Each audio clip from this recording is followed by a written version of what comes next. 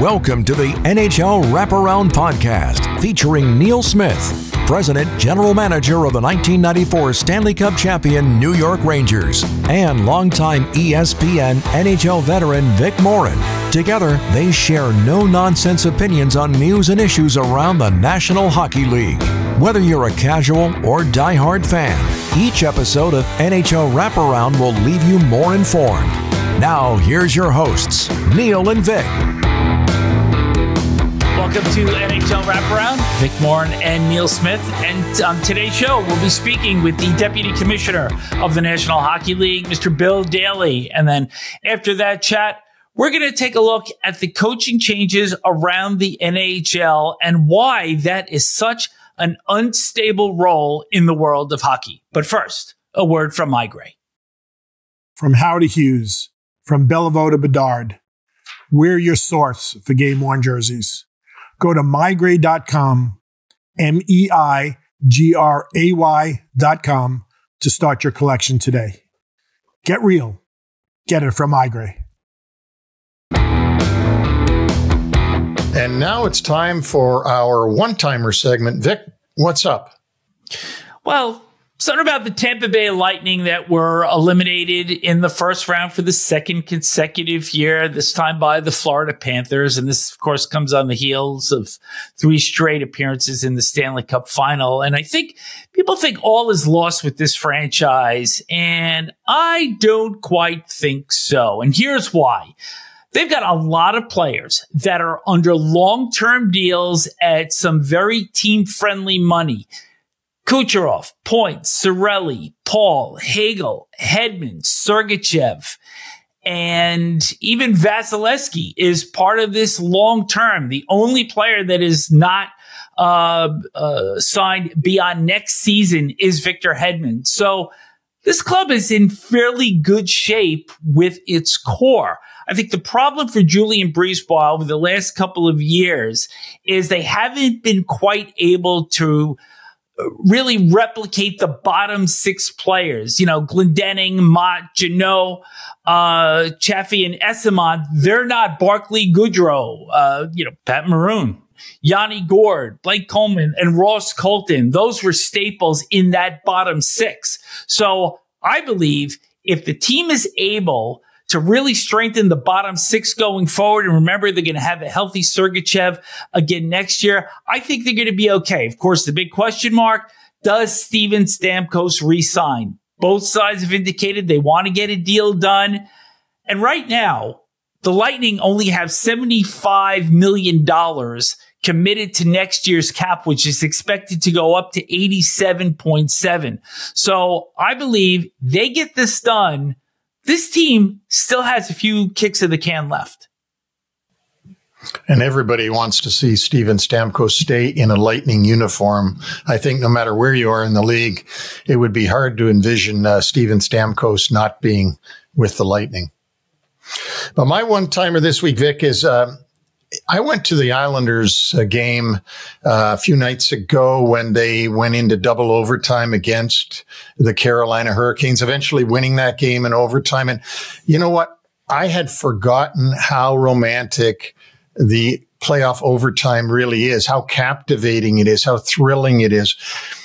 You know, we have put overtime into the regular season for a long time now, and now we've gone down to the 3-on-3 steeplechase type of game that goes for 5 minutes where it's keep away, and tire the other side out and then try to rush down. And it doesn't at all replicate playoff overtime. There's something magical about playoff overtime when it's 5-on-5, when a penalty is terrifying to the fans of one team or the other because it's sudden death. And if you get through 20 minutes, you got to go another 20 minutes. Now, let me tell you how confusing it is for those that are sort of peripheral fans. I had a lot of people ask me at that game, well, when is the shootout? And I said, there's no shootout. Well, when will they stop playing the overtime? I said, as soon as someone scores. Well, how long can it go on? I said, as long as it has to go on. But you've got fans now that have never seen playoff overtime, so they only understand regular season overtime and regular season shootouts. And just like I said a number of weeks ago, that the shootout had ruined the romance of the penalty shot. When we were kids, if you got to see a penalty shot, I mean, go wake the kid out of bed. There's a penalty shot. Get down here. And the same thing, with overtime. It is just a magical part of the National Hockey League that only comes during the playoffs. So thrilling, so exciting. And that's my one-timer. I just wish I could see more overtime playoff hockey. Absolutely. And I think you and I are both of the belief that when these long overtimes go deep into the night, you feel committed like the players to stay till the very end and be a warrior. Yeah, you have to. Wait, what are you leaving now? Are you kidding me? Come on. That's right. No leaving. Up all night. This one-timer segment has been brought to you by the Ninsel Wealth Partners. Our goal is to be your primary source of financial advice. Our mission is to provide quality strategies customized to your needs. We recognize that you place your trust in our ability to help you achieve your goals. To us, there's no greater honor, and without question, there's no greater responsibility. Well, Vic, now it's my extreme pleasure to welcome in the Deputy Commissioner of the National Hockey League, Bill Daly. Bill and I go way, way, way, way back. And before there even was a Deputy Commissioner position, I think, Bill. But welcome to the podcast, and thanks for giving us some of your time. Thank you, Neil. Thank you, Vic. I'm happy to be here. I guess we got to start right away with the Utah situation, because it's such a current topic, and I'm not even well apprised to it, meaning I read a little bit about it, but it happened so quickly. And could you just give us a little bit of an overview of how that happened and how it happened in our mind anyway so fast? It did happen fast. I will attest to that. It was a busy time period. Look, we've been struggling with finding a long-term arena solution for the Arizona Coyotes for some time right now, they were unceremoniously kicked out of Gila River Arena a couple of years ago when they refused to enter into a long-term extension. I think Gila River was looking for a 20-year extension.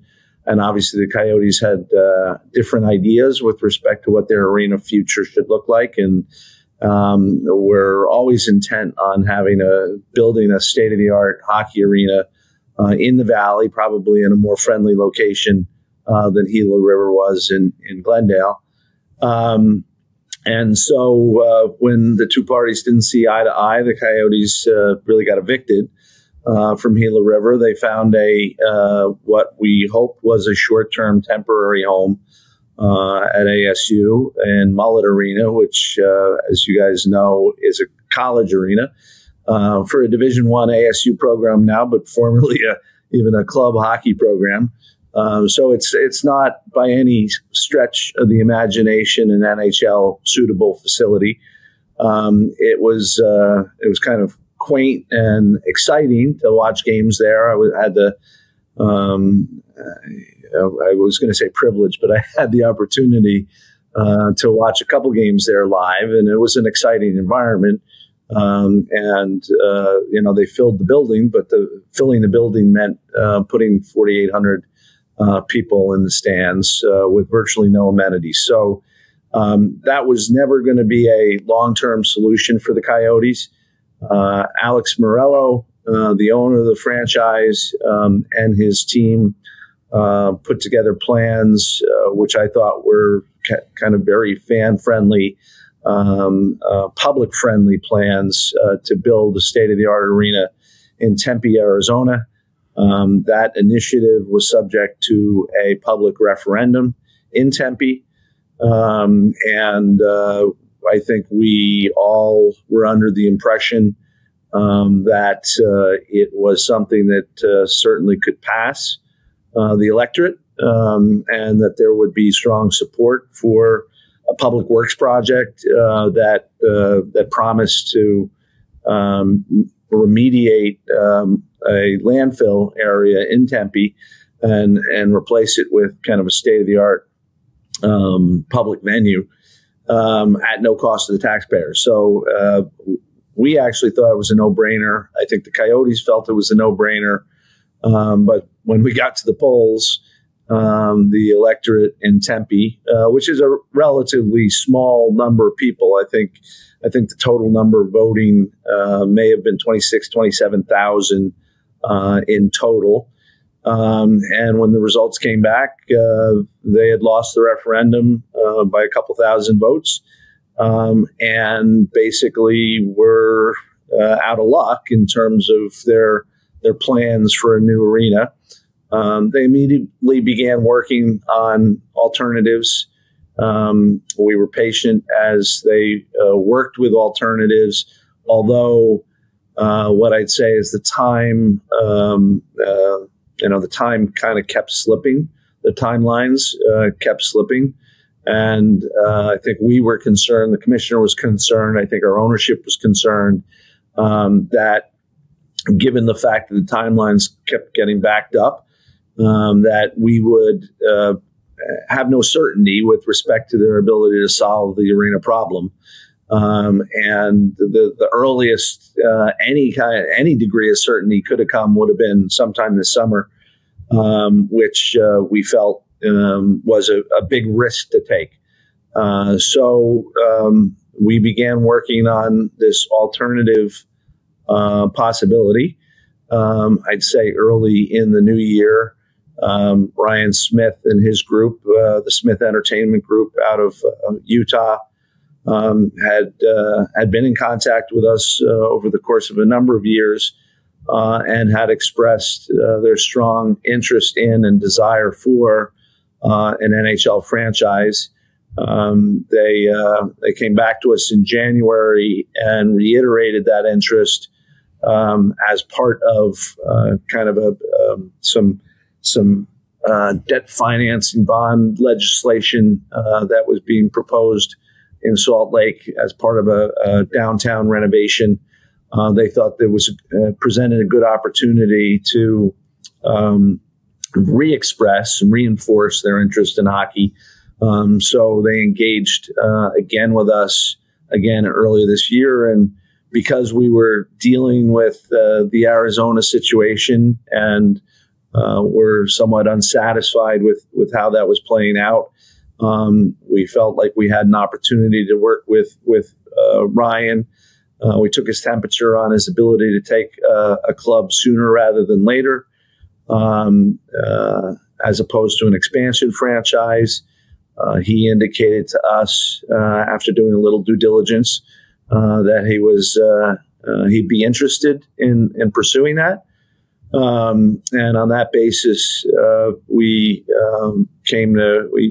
put together what we put together, which was an offer to Alex to essentially go inactive with his Coyotes franchise while he solves the arena situation, get paid a fair amount of money for his franchise in the interim, and then if he's able to solve the arena issue and puts up a state-of-the-art arena in Arizona, he has the ability to buy back into the league and have the Coyotes go active again.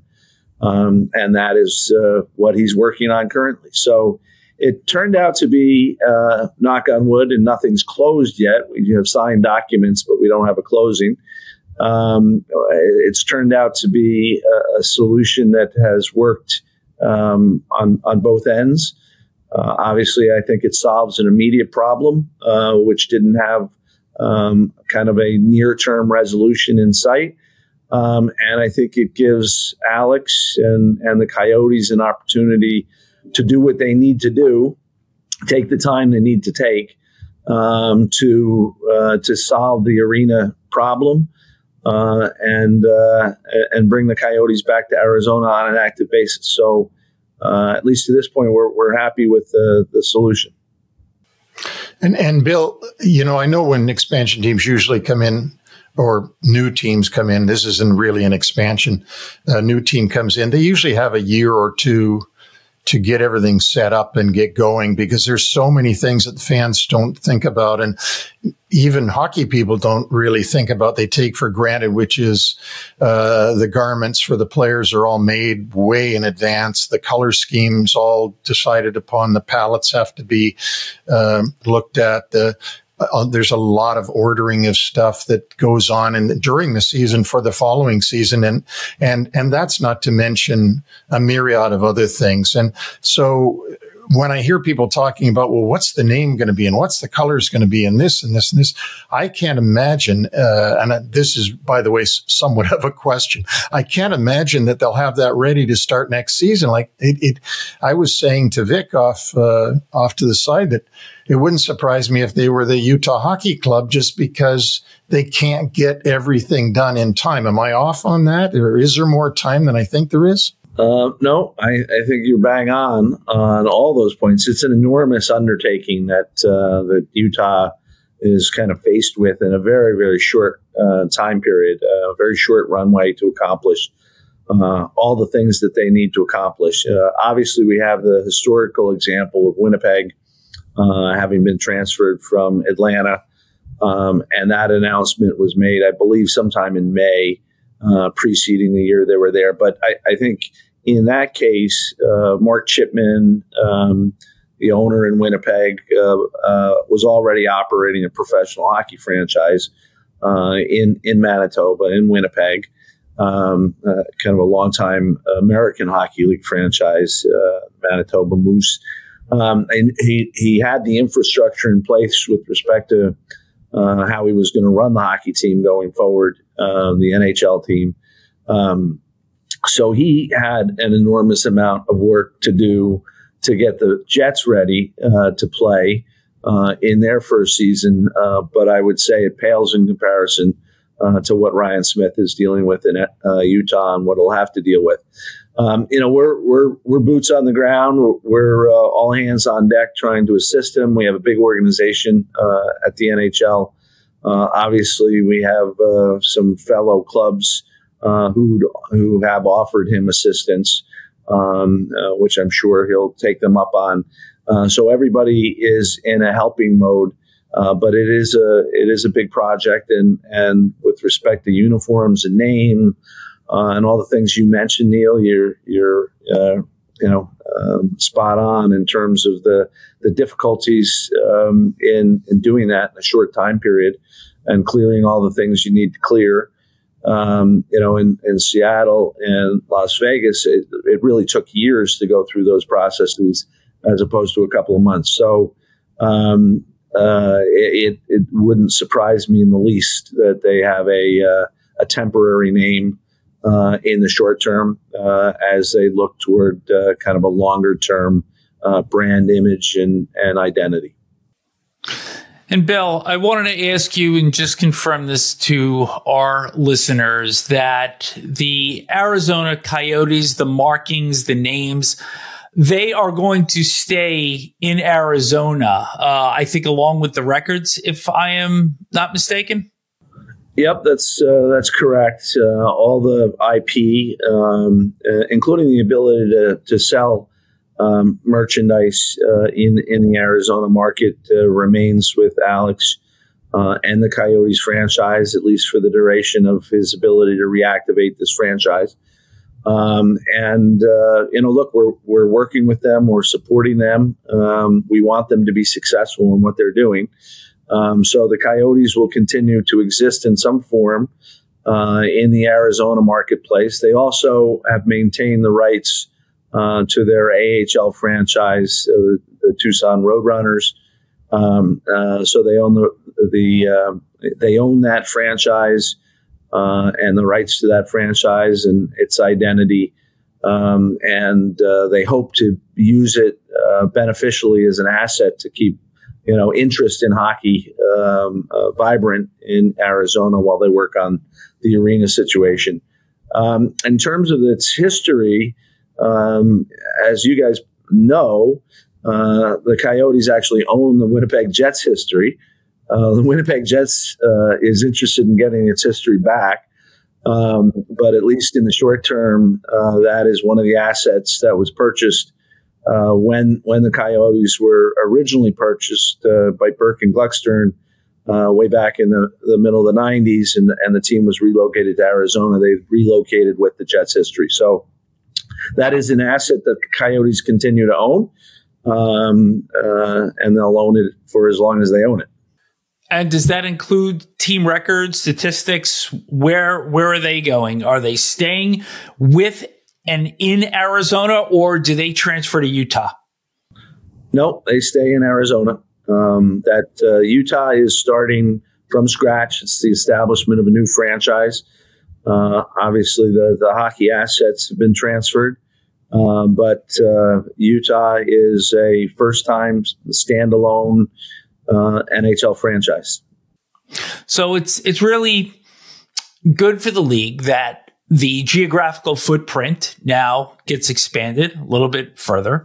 The league stays at 32 teams, but obviously we have heard over the years there's interest in Atlanta. Houston's name comes up. The second team in Toronto, Hamilton, Quebec City. I'm not going to ask you where the league is looking to go to, but long-term, 10, 12 years down the road, is there a number that is comfortable to settle at? Because I don't think you want to get too big. 32 feels like a good number, but you always want to grow. So is there a number that you and Commissioner Bettman are comfortable with?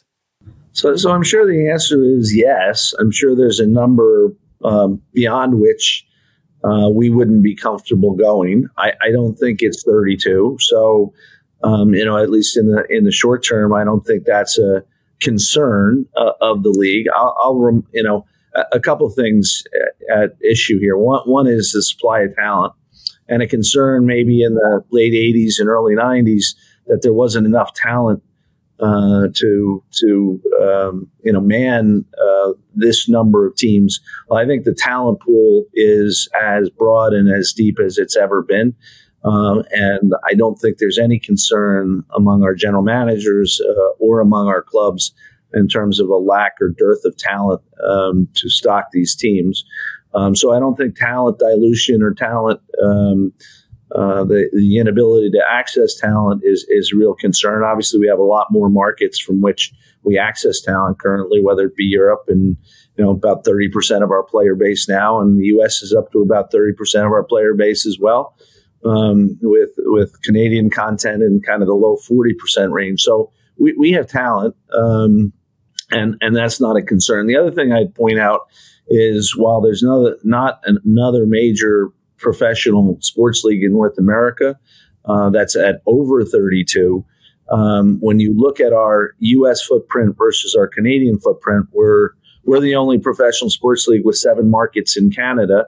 Which means we only have 25 markets in the U.S. And when you drill down a little further than that, it's really not 25 markets because you got 3 clubs in New York and 2 clubs in L.A. So I think you're down to about 23 markets. So that makes us smaller in terms of having a U.S. footprint than any of the other major professional sports leagues in North America. And that gives us room to utilize additional North American markets that other professional sports may not have the ability to use currently.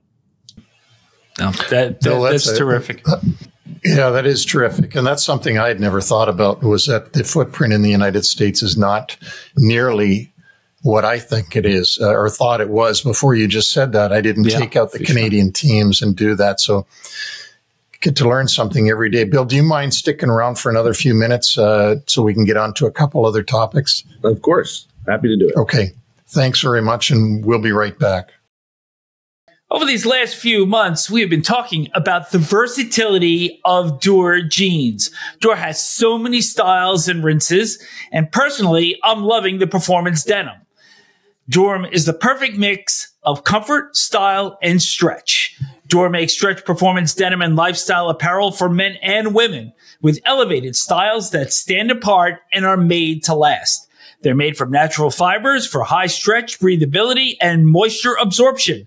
The temperature regulating fabrics keep you fresh, cool, and dry, and the antibacterial treatment means less washing. Plus, Dura is committed to sustainability. They use materials like plants and recycled plastic to create the fabric. Trust us. You will be reaching for your Door jeans again and again, so order yours today. Check out Door's flagship stores in LA or Denver, or shop online at shopdoor.com/NHL fan. Right now, our listeners get 20% off site-wide when you use our exclusive URL. Shop DUER.com/NHL fan. This is an amazing deal, so don't wait to get 20% off. Go now to shopdoor.com/NHL fan. Bill, I got to ask you, one of the things that I was in the league for a little bit of, I think, maybe I wasn't, was video review. And I think most of it, certainly I wasn't in the league for when those decisions were made at the board and at the GM level. It seems to me now when you watch a game or you're at a game, there's a lot of video review. Maybe there's a number that you have that's statistically true, and it just seems more to me than what the stats will actually bear out. But are we going towards, because technology has sort of gotten out of the bag now, right? It's once the genie gets out, how do you put it back in again? You can't just say, well, we're getting rid of technology. I mean, obviously you can't. Does it just keep going as we have more technology to do more things? Or do you think that we're at a point now where we're covering everything that we could possibly video review?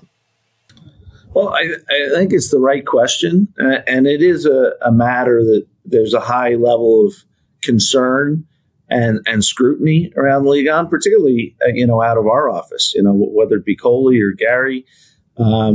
This is a Pandora's box that you don't want to, or a rabbit hole you don't want to go too far down, right? So we still think that the appropriate place for video review is a very limited number of circumstances.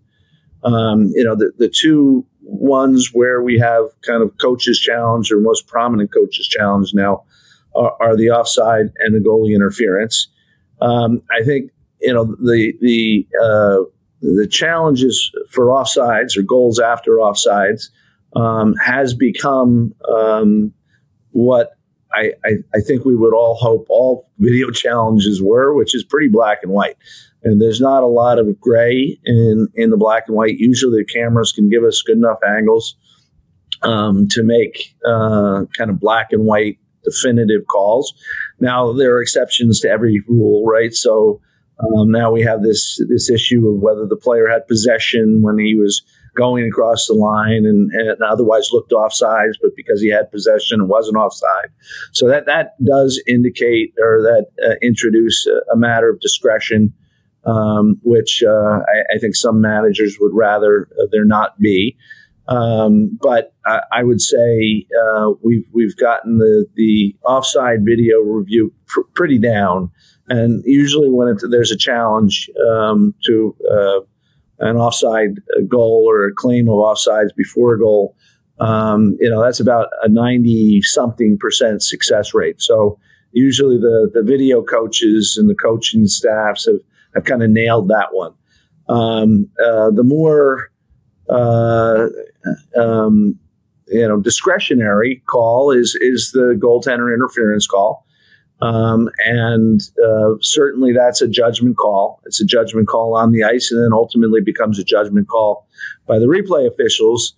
We went a number of years back to having that call made out of one place, which is the Situation Room in Toronto, staffed by a consistent set of people who are the ones who are asked to make that call all the time. And I think that adds consistency to the process, but it's still a discretionary call. And I think you saw it last night in the Florida Tampa Bay game a little bit. I think we had two calls and both of them, I wouldn't call them controversial, but certainly either one of them probably could have gone either way.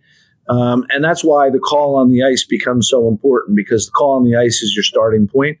And if the call is no goal, then, you're going to, and which is kind of what happened in the second situation last night, then you're going to need kind of pretty convincing video evidence that there wasn't goaltender interference, that the goaltender did have an opportunity to play the puck, fair opportunity to play the puck. And in last night's situation, the video review crew did not see that there was sufficient evidence to kind of overturn a no-call goal on the ice. So those are, and then we have some other video reviews that we've kind of added recently. Supposed to be more definitive in nature and less discretionary. And so I think to the extent there's any further expansion, it'll be limited.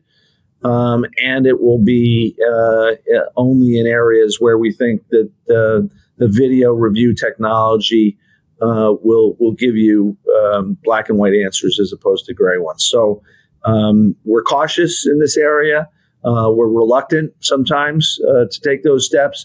I do think there's an appetite among our fan base and other professional sports fan bases that if you have the ability to get a call right and it's wrong on the ice, that you should be able to get it right. So I think there's an appetite for using the technology, but I think there are limits to how you should use it. I just wanted to add on to that, Bill. I'm sure that the managers and the fans never wanted to get to the point where every call, every penalty that's made could be, reviewed. Like if you go back to the videotape, he really didn't trip him, and I guess we all want to see that there's a human factor to this. And if we see at home that he didn't really trip him, but he got a tripping penalty, I don't think we mind because we understand there's going to be human error at times. It's a human game, and there is human error, and I agree with you, Neil. And look, we're not the only sports that struggle with the balance and what the appropriate balance. People forget that the NFL, 5, 6, 7 years ago, introduced kind of a challenge to pass interference calls, which went out of control in its first year, and they've scrapped it. They scrapped it almost immediately, and people don't seem to remember that. So it's not as if we're the only ones who have to navigate this area and try to come up with the right answers. Bill, but just to expand on that a little bit in terms of other areas, the one area that it appears that broadcasters in particular want to see with replay are pucks that are shot over the glass. Are they deflected? Did they actually tip the glass before going over, thus prompting a delay game penalty? And then pucks that happen to hit the netting and that for some reason or another, the four officials don't see. Do you see either of those two instances coming into the into play for replay down the road? Well, the netting is already in the rules. If there's if there should have been a stoppage and there isn't, and a goal is scored, you can get that reviewed and reversed. You don't see it often because our officials don't usually miss those, but obviously it's glaring when they do, and that is we do have the ability to correct that. In terms of puck over the glass, that was discussed at our most recent general managers meeting. I do think there's an appetite that when a penalty is called for puck over the glass, and there's definitive video evidence of the puck having deflected either off the boards, the glass, or an opponent's or somebody's stick, that there's an ability to overturn those penalties and call down the penalties. That's the only way it would work. It's not challenging to say that something that wasn't called a penalty should have been a penalty. It's only the reverse. If a player is penalized a minor penalty and there's video evidence that the puck was deflected on the way out of the playing surface, there's going to be the ability to have that penalty brought down. Last one from me. It was just announced that there's going to be a 2-year deal for Amazon in Canada for Monday Night NHL. And we've already seen Amazon and with the NFL. And we see that there's Apple with MLB. How do you see the future of consumption of the NHL evolving? And is this deal with Amazon kind of the first step to, put it on the likes of Amazon? Well, I think it's the latest stage of an evolution that's been happening over decades, really, right? In terms of how our product is produced, distributed from various platforms in various different ways.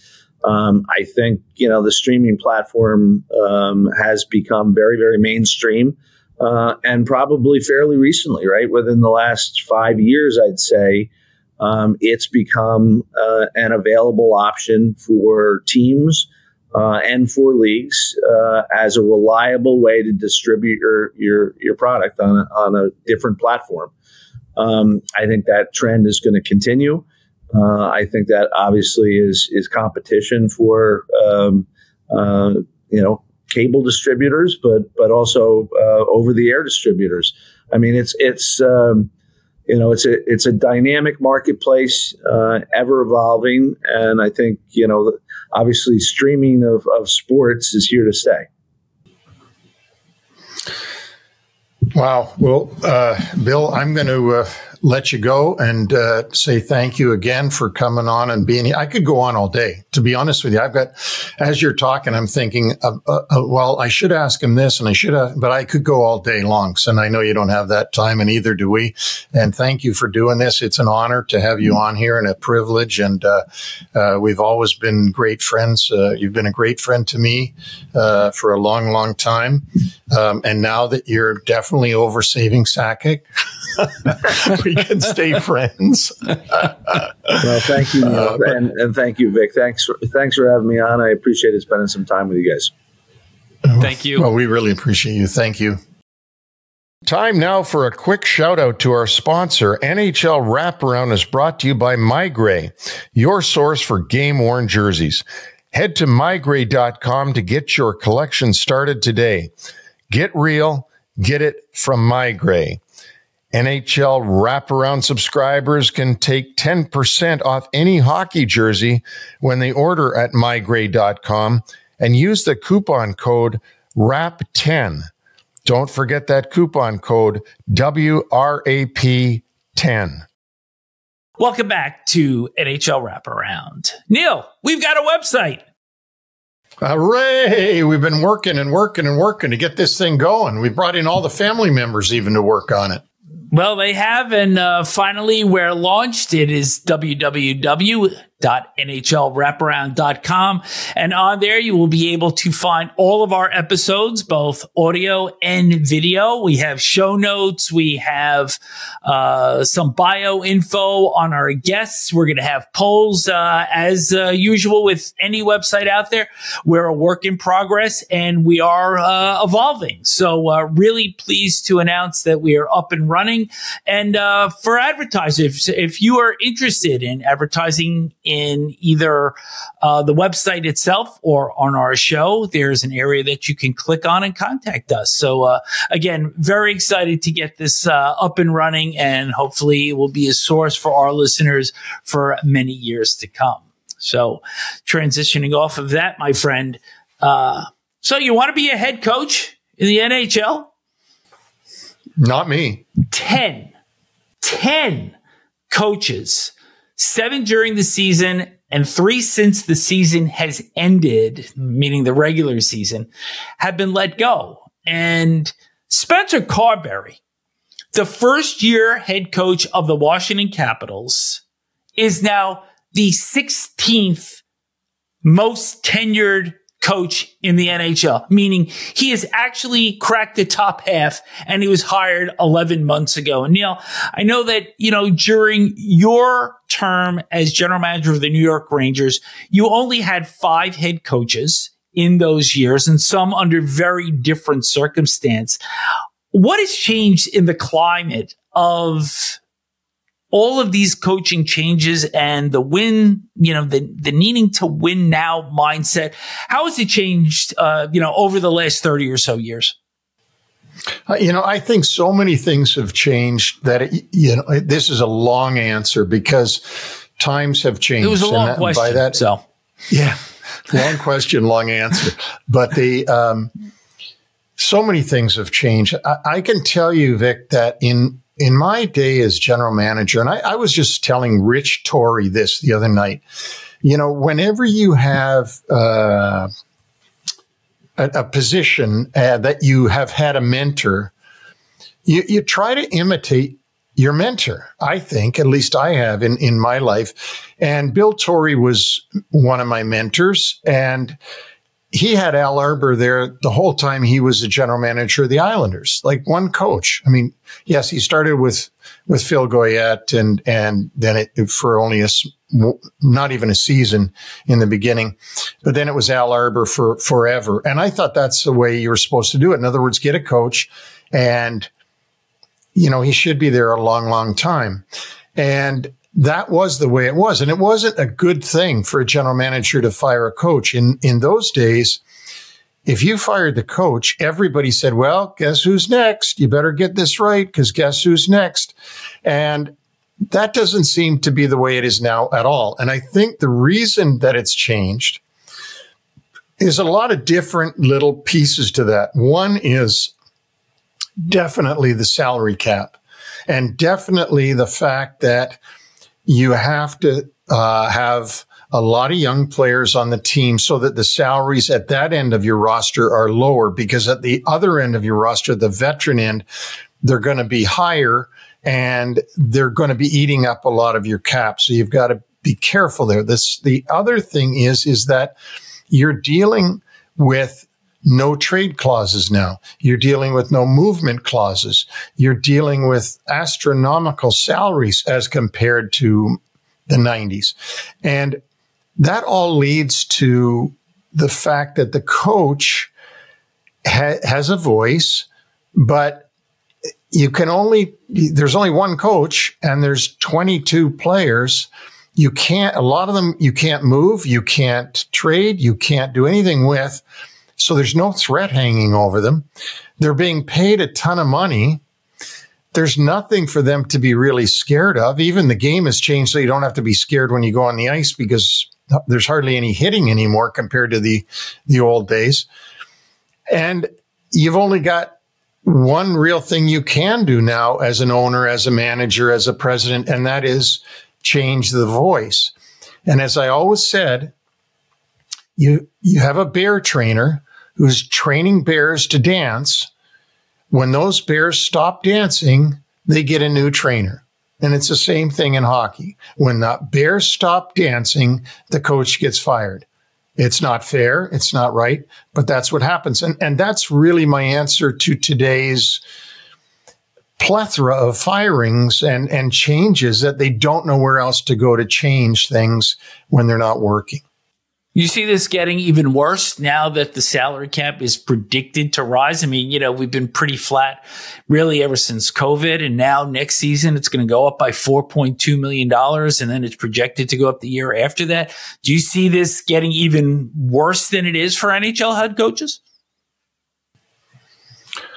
I think it could get worse. You only have 50% of the league that makes the playoffs. And if you don't make the playoffs, everybody's ticked off. So, Seattle, for example, there's the latest firing. They were in the playoffs and won a round, and yet this year they missed the playoffs and the coach is gone.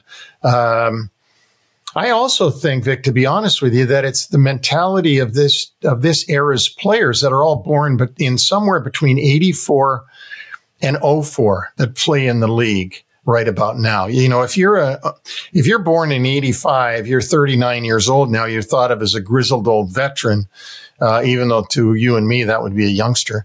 And if you're born in 02, 03, 04, you're a teenager. So I shouldn't say 02, 03.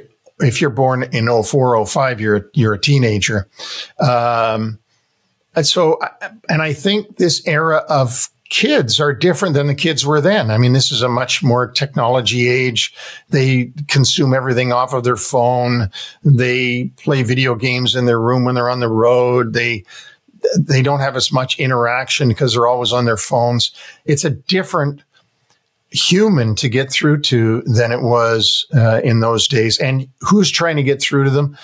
The people that aren't from that era. So they're trying to figure it out as they go along. How do I get through to these guys? How do I get through to this era of young men that I've got to coach? I think one interesting hiring here, though, is, you consider these old voices and teams that haven't made the playoffs and are under enormous pressure to get into the tournament. The Buffalo Sabres have not made the Stanley Cup playoffs since 2011. And to just put a little bit of scope on that, entering this year's tournament, 6 franchises have played at least 100 postseason games since the Sabres last made the postseason. So the question here is, the Sabres are going really back to their past, to the guy that last got them into the postseason. Can a team really go to the recycle bin like this in the hope of, finding past magic to get into the tournament? With Lindy, Ruff, he did a real good job, as you know, in New Jersey last season. Including making a huge turnaround from the season before, and then even beating the Rangers in the first round, which is, that rivalry. To beat them was humongous. And then this year came and everything went wrong. They didn't get goaltending and a lot of different injuries. And now Lindy Ruff's not a good coach anymore. He was a great coach last season. They were all chanting, "Sorry, Lindy," at him because they had been calling for his firing early in the season. And by the end of the season last year, they're serenading him with "Sorry, Lindy." Now this season again, because again, the Bears don't dance, or the Bears are hurt, the trainer gets fired. And so what I'm saying about Lindy going to Buffalo is, it's not completely a recycle bin thing because he has very recently had success, meaning last season. If you were going back and getting somebody that hadn't had any success and had been out of the NHL for a while, I get it. I think that's recycling.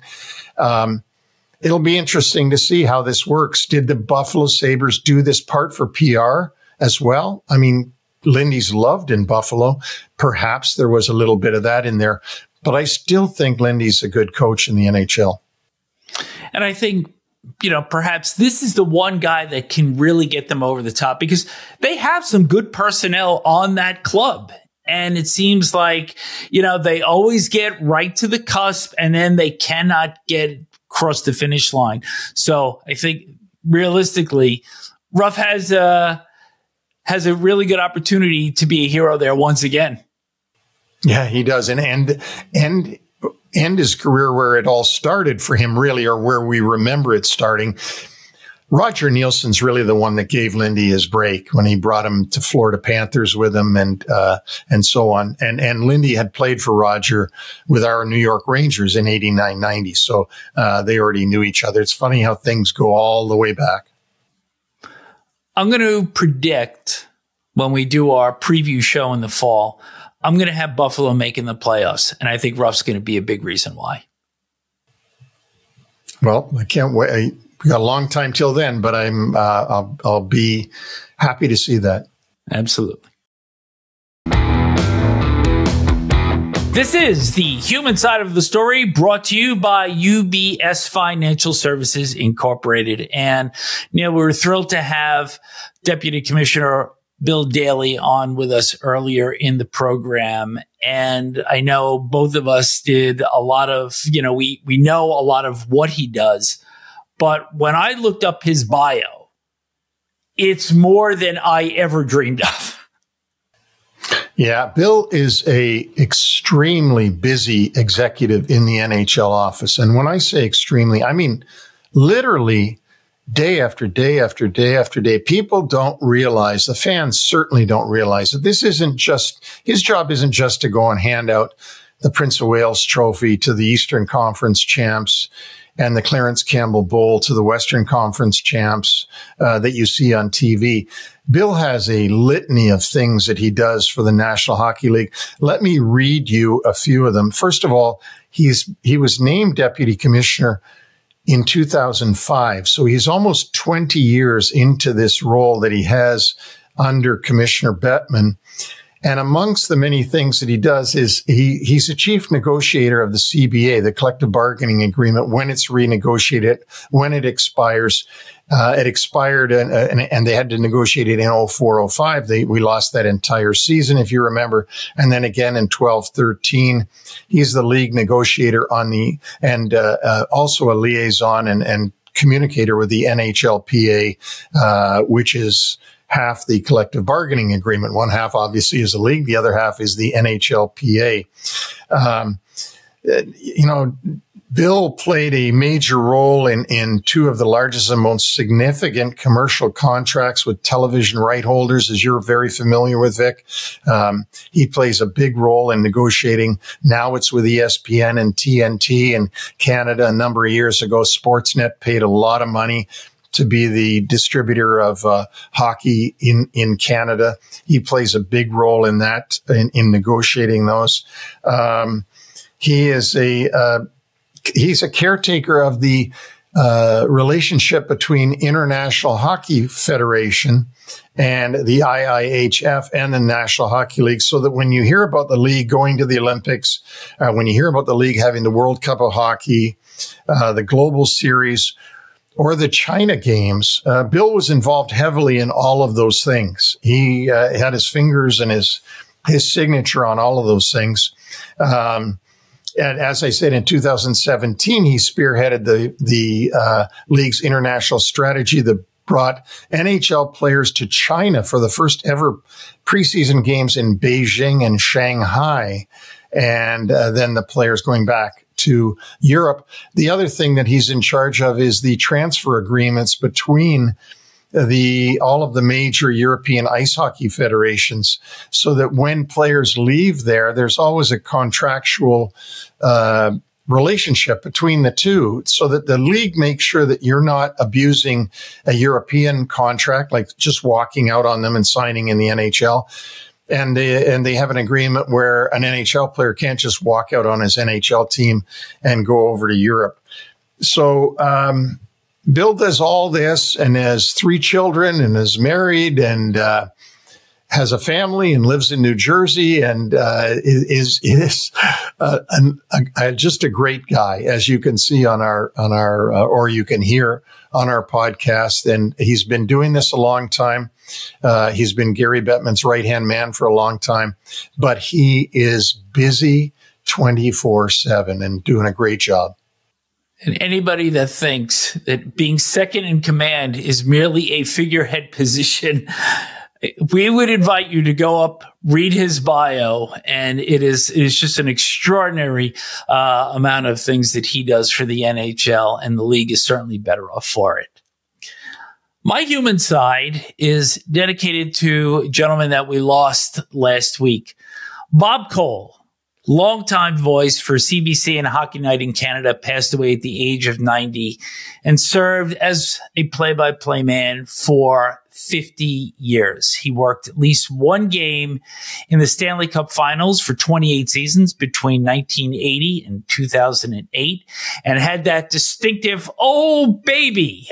He was his memorable calls were Paul Henderson goal in the 1972 Summit Series, and then in 1974, 2 years later, when the Soviet Red Army came to play in Philadelphia and got roughed up a little bit, and the Red Army briefly left the ice, and he said, "They're going home. They're going home." And there was just something about his call that was so distinctive. He didn't overcall the game. He let the picture speak, but boy, he brought really something special to really help augment every telecast. And the interesting thing that I read about after he passed was that in 1956, he met the legendary Foster Hewitt, made an impromptu visit to Hewitt's office, brought his audition tape, and like so many of us in the industry, just wanted to get discovered. And Hewitt listened to the tape and spoke with him for 2 hours. And that was really the moment that kind of gave him the inspiration to continue on this path of being a play-by-play man. And sure enough, 40 years later, in 1996, Bob Cole won the Foster Hewitt Award for Excellence in Hockey Broadcasting. I only had the opportunity to meet him maybe once or twice during a Stanley Cup final. And for me, it was just such a privilege to go up to him and to tell him how much I enjoyed his work. And Neil, I know for you, you grew up listening to him as well, and I'm sure that he really provided you some special memories. Well, absolutely. And I got to talk to him many times. As you know, I was around the Toronto press box a lot in various different times in my career in broadcasting or in hockey. And I even do a Bob Cole impersonation. Sure. And if you want to hear it, I'll be glad to give it to you, because it's going to be better than mine. His color commentator was always Harry Neal. Right? You remember that Harry Neal was always one, and he used to say, a couple of two old rivals here tonight, the Detroit Red Wings and the Toronto Maple Leafs, Harry, and they'll be going at it in any moment. So he was great. And you know what? When there are certain voices, Vic, as you well know, and we've talked about, when you hear that voice, you go, uh-oh, it's a serious game. I hear that voice. So this means we're in for a good game. And he always had that ability, like few announcers do, to make it feel big. You're not kidding. Well, that's a great human side, Vic. And I want to take this time now to thank our sponsors, Doer, Migray, UBS, and Ninsel Financial Partners. And of course, thanks to all of you that listen or watch and send questions or comments to NHLWraparound@gmail.com. Don't forget what Vic said, or he'll be mad that the website is up and running at NHLWraparound.com. Make sure you go there just for his sake. I mean, just go look at it for his sake. And you know, your bio picture is bigger than mine, so. Oh, well, it should be. Anyway, thanks to everybody for tuning in. Thanks to our sponsors, Doer, Migray, UBS, and Ninsel Financial Partners. God bless. And we'll be another week into the playoffs when we join you next week.